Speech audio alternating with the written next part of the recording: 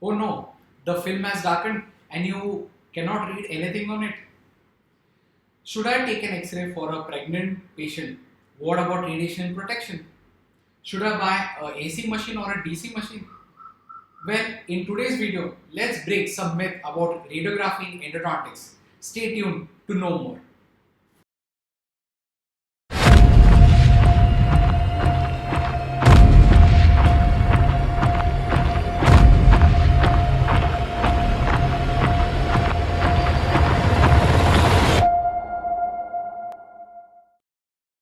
Hi, this is Niranjan Vatkar here, and if you are a first time user here, then I would highly recommend that please go ahead and subscribe to my channel and do not forget to ring the bell icon because I make a lot of interesting videos on endodontics, rubber dam, composites, and microscope training. If you would like to connect with me more, I am also available on my Instagram, and my Instagram handle is Niranjan Vatkar. Well, today's video is all about radiographs. So many times we come across situations where the X-ray is not come properly. One of the X-ray has elongation, other has foreshortening, cone cut, or the image is a bit blurred, or it is too whitish. So all of these problems are faced while doing an endodontic treatment. So in today's video, I'm going to share with you a lot of tips and tricks which would help you in taking or capture that perfect radiograph. Well, when it comes to radiography, we cannot forget this gentleman, that is William Conrad Röntgen. He was the inventor of the X-rays, and literature has shown us the first ever X-ray taken was of his wife's hand, and that is how the X-rays were invented. Over a period of year, the X-rays have advanced a lot. So now we are moving into a digital world, and now even we are going far more ahead, in which we are actually combining the CBCT image and the clinical image to correlate and to have some specific idea of what would be the final outcome. So X-rays have come a long way, and I don't think so there would be any other imaging modality which would give you a more better idea as compared to the other. Well, this for this video, I have divided the presentation into two parts. So in the first part, I am speaking all about the X-ray machine, and in the second video, it is all about the clinical implications and small tips and tricks about the same. First and foremost, when it comes to an X-ray machine is like a small tube through which the electrons are emitted. Now, the size of the opening plays a lot of importance in the final image quality. So, smaller the hole size, more better is the quality of the image. It is almost similar like we are taking or we are capturing a photo in a DSLR camera. So, smaller the aperture size, more better is the image quality, or I would say rather, it is more clear. So whenever we are buying an X-ray machine, it is always necessary, or I would recommend that you go ahead and check out the aperture size. So as smaller as possible, more better are the image quality that is produced.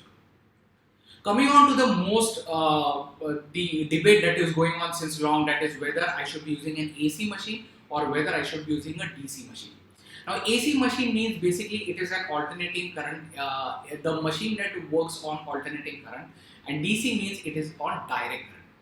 Now, alternating current is nothing but the voltage that is coming from the through the electricity alternates between the positive side and the negative side, and that is how the electrons are produced. Moving on to the DC machine is nothing but that irrespective of whatever voltage is coming through the electricity, the output is constant. So let's answer this question, that whether I should be buying an AC machine or whether I should be buying a DC machine. Well, the answer is straightforward and it is very, very simple. You should definitely buy a DC machine. The reason is why is because there might be a lot of voltage fluctuations in your area, so the output that is there would also vary. So maybe if I'm taking two radiographs by keeping the RVG constant or the X-ray sensor constant, and back to back if I'm shooting two images, both the image would have some amount of difference in the contrast, brightness, resolution, etc. This does not happen with a DC machine. When it comes to a DC machine has a constant voltage output.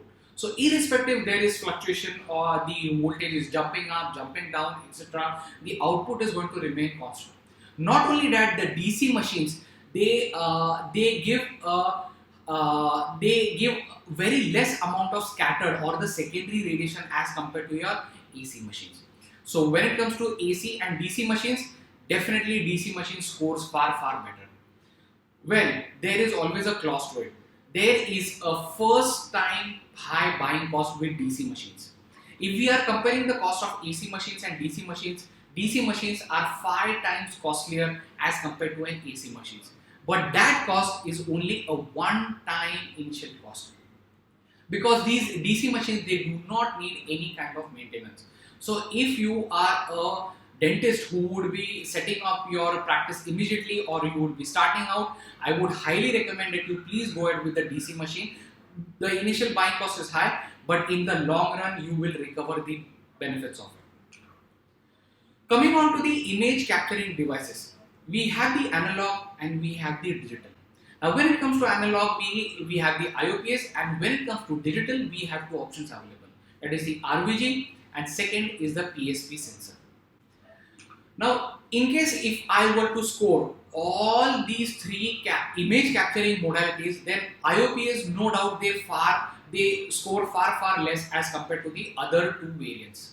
But if I am comparing an RVG to a PSP, undoubtedly PSP is second, and the best version what I would highly recommend is RVG. RVG undoubtedly scores far better as compared to PSP and IOPS. The reason why I say is this. Because if I am comparing an RVG to PSP, then as a user, as a dentist, for me, I need to have some modality which would save my time. So, when I am capturing an image on an RVG, the image is displayed on the monitor in the fraction of a second.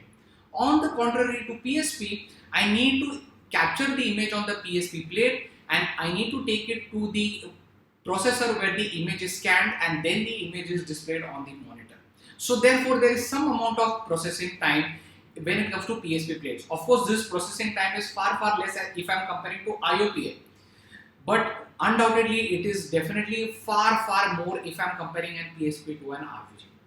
Not only that, these PSP plates, they have a running cost. So maybe after a few years, the image capturing that is happening on this PSP plate is not more clear as compared to an RVG. Therefore, I would highly recommend that you please buy an RVG.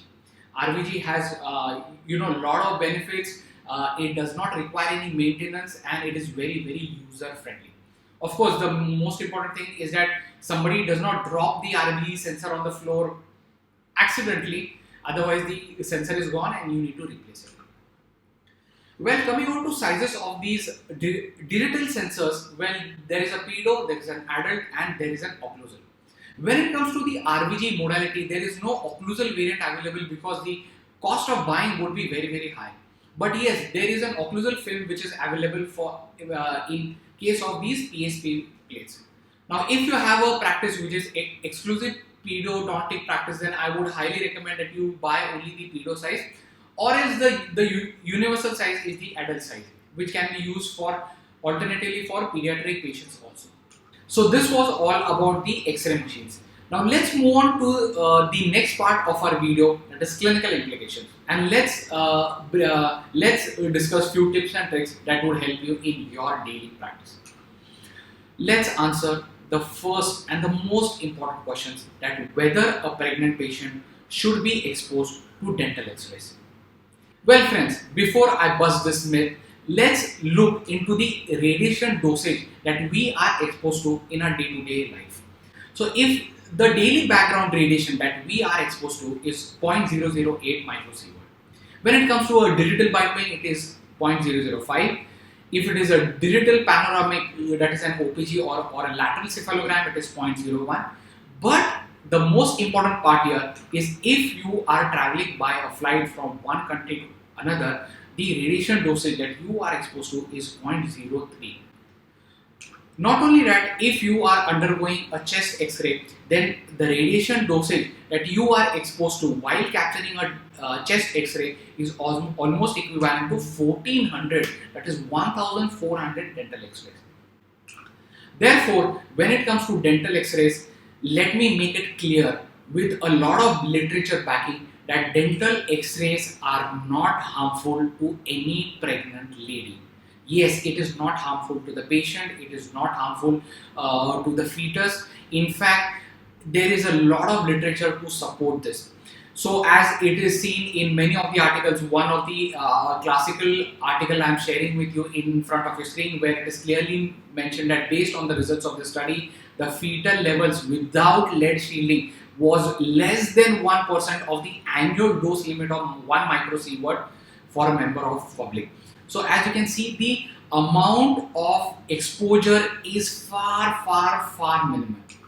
So to simplify it more to you, let's compare the amount of radiation that a person is exposed to, one who is living at a higher altitude and one who is living at a sea level.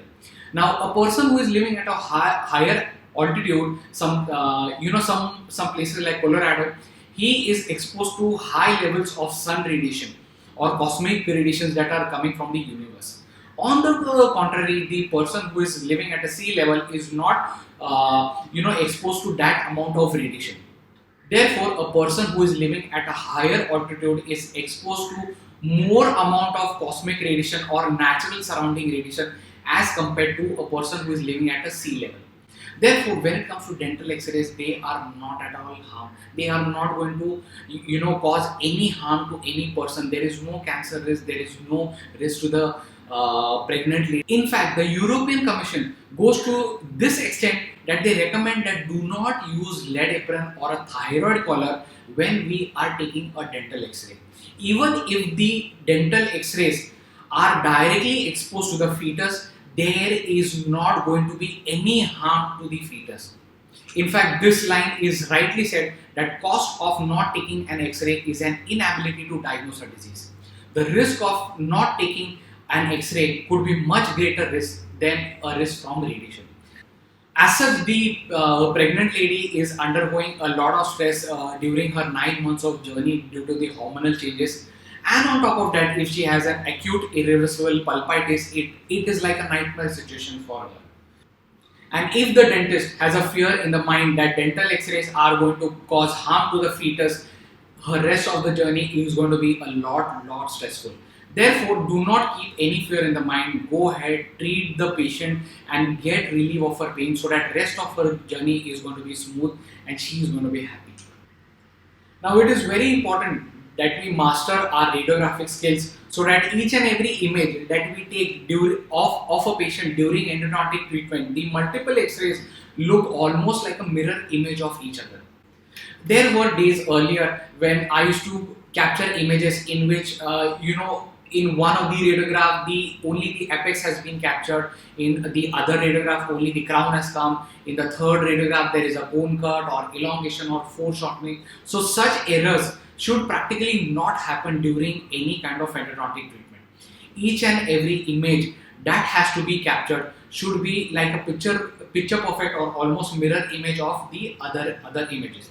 So the best trick or the easiest trick that I can give to you is always keep the sensor or the IOPA vertical. The reason why I say this, because most of the time we are working on when we are doing endodontic treatment, we are working on a single tooth. So practically I do not need the adjacent teeth to be captured in that particular image. So by keeping the sensor or the film vertical, the entire image or the entire tooth is captured right from the crown till the periapical area. Not only that, the slight amount of surrounding structures are also captured. Therefore, keep the sensor or the film vertical. Now, coming to the next aspect. Now, we come across endodontic cases where the adjacent teeth, the tooth that we are treating, the adjacent teeth nearby that tooth have some kind of, metal artifacts. So, there might be a metal crown, metal inlay, metal post, etc. In such situations, what happens is that the maximum amount of primary radiation that is emitting from the X-ray machine is absorbed by these metallic objects. So whether it is amalgam, metal post, metal crown, PFM, zirconia, etc., a lot of this primary radiation is being absorbed by these metal objects. Therefore, the amount of primary radiation reaching my concerned tooth is very less. Take a look at this case. Now, this case was referred to me because the referring dentist, when he took a preoperative radiograph, he observed that the canals that are present in the first molar look calcified. Therefore, this needs a microscope or an specialist endodontic intervention. But actually, when I started with the case was pretty much easy. The gada porcha removal was done in practically 5 to 10 minutes, and the canal negotiation was done in another maybe 5 or 7 minutes so.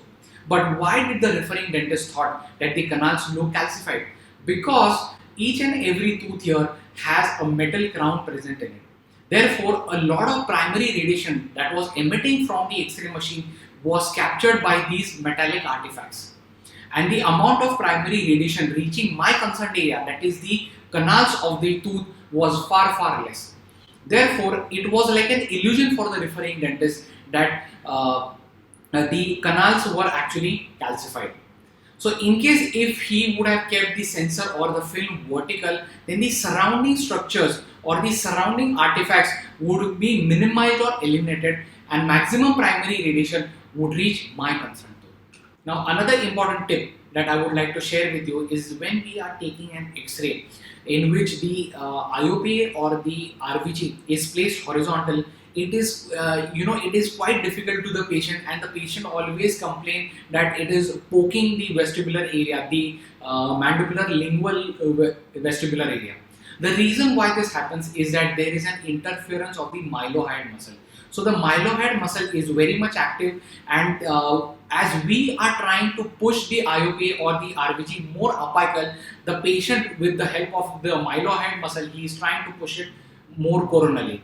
Therefore, it is very difficult, and the patient always complains that no doctor, the IOP or the X-ray, while taking an X-ray, the IOP or the RVG literally pokes, or it quite hurt that lingual vestibular area. It is all due to the mylohyoid muscle. Therefore, to overcome the difficulty, the first step that has to be done is to keep the sensor or the film vertical. So when I'm keeping the sensor or the film vertical, there is a more narrower part that would be going in the lingual vestibular area. Now, the second tip that I would like to share is ask the patient to touch the tongue or slide the tongue up and touch the palate. So by this, the mylohyoid muscle becomes loose and it won't hurt the patient more as compared to the earlier scenario. Another tip that I would like to share with you is always take the X-ray when the patient is in complete supine. Now, we have been taught in our undergraduate curriculum that you need to incline the backrest properly, and then you need to shoot the X-rays in different vertical angulations, like plus for the maxillary teeth and minus for the mandibular teeth. All of these we'll be discussing at a later part of the lecture. But one thing that I would like to share with you, or this is like a tip for you, is always take the X-rays when the patient is completely supine. So take your backrest down. By doing this, there is a tendency that the tongue falls back. Now, when the tongue falls back, there is a lot of room and there is a lot of space for us to keep our sensor or holding the sensor, and the patient does not tend to touch our fingers or the IOPA while taking an X-ray in this particular position. So always take the X-rays when the patient is completely supine. So as you have seen earlier, what I have recommended is always take the X-rays when the patient is completely supine. Now when we are taking an X-ray in this particular position, the vertical angulations that we have learned earlier, I practically do not recommend to follow them. So the best way to capture an image in when the patient is completely supine is to keep the sensor and the X-ray cone completely parallel to each other, irrespective of the tooth angulation. So whether the tooth is at, it is at an angle, it is straight, or at a positive angle, negative angle, whatever the tooth angulation, do not bother about the tooth long axis. Just see to that your X-ray sensor and the IOPA, they are parallel to each other. They are parallel to the X-ray beam. Suppose if it is a cylinder, then they should be parallel to each other. Or suppose if it is a triangular cone, then see to that it is perpendicular to the IOP or the RVG sensor. Now, when doing endodontic treatment, I need to take a pre-treatment radiograph or maybe a master cone radiograph, etc. And if it is a retreatment case, then few of the canals are short, one canal has a metal post or there is a broken instrument. So, how do I identify or locate a particular canal? Well, in the older days, it was recommended that I place different types of file in a particular canal. So, a K file in one canal, H file in another canal, maybe a reamer in the third, and then I take an angulated radiograph, and then I come across a situation where I am able to judge that which file is placed in which canal. Therefore, to achieve this, it was recommended that we use different kinds of horizontal angulations. So, when doing an endodontic treatment, I take one X-ray as straight angulation, one in a mesial angulation, and one in a distal angulation. So, this gave rise to different techniques, which was called as a slop technique, buccal object rule, tube shape localization, etc. So, it was recommended that we take an X-ray with three angulation. First is a straight angulation, second is a mesial angulation, and third was the distal angulation. Well friends, this slop technique has always been confusing for me. Not only that, whenever I am using a slop technique, I need to capture two radiographs, one in a mesial and one in a distal angulation to know the separation between the gutta percha and the files.